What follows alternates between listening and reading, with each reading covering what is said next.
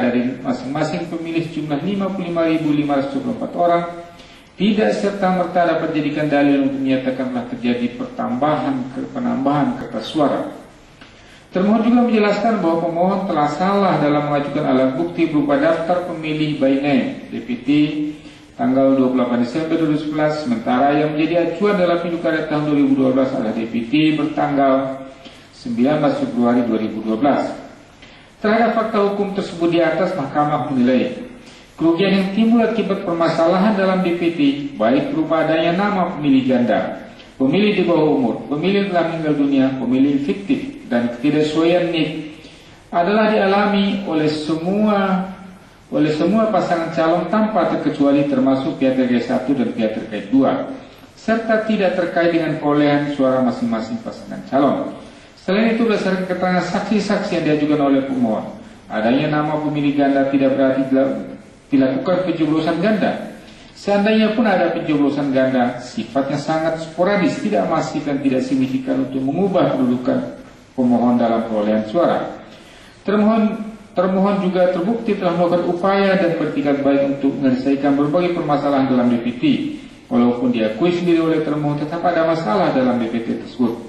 Dengan demikian, dalil pemohon aku tidak beralasan hukum.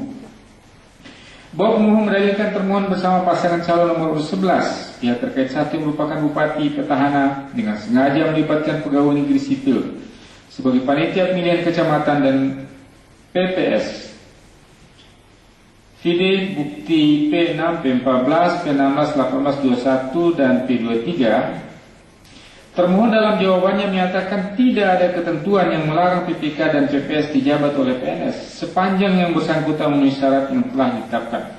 Dalam rekrutmen anggota PPK dan PPS, termohon telah melaksanakan tugasnya berdasarkan keputusan KIP Aceh nomor 2 tahun 2011 tentang tata kerja KIP Aceh, KIP Kabupaten Kota, PPK, PPS, KPPS dalam pemilihan umum gubernur, wakil gubernur, bupati, wakil bupati, wali kota, wakil wali kota Provinsi Aceh tahun 2011, vide bukti P24. Terhadap fakta hukum tersebut di atas, Mahkamah menilai bantahan termohon beralasan hukum.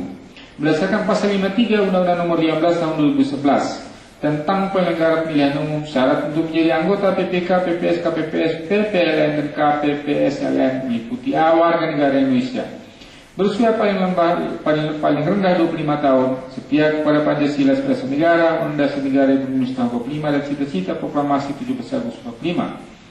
Mempunyai integritas pribadi yang kuat, jujur, dan adil, tidak menjadi anggota partai politik yang dinyatakan dengan surat pernyataan yang sah atau kurang-kurangnya dalam jangka waktu 5 tahun tidak lagi menjadi anggota partai politik yang dibuktikan dengan surat keterangan dari pengurus partai politik yang bersangkutan.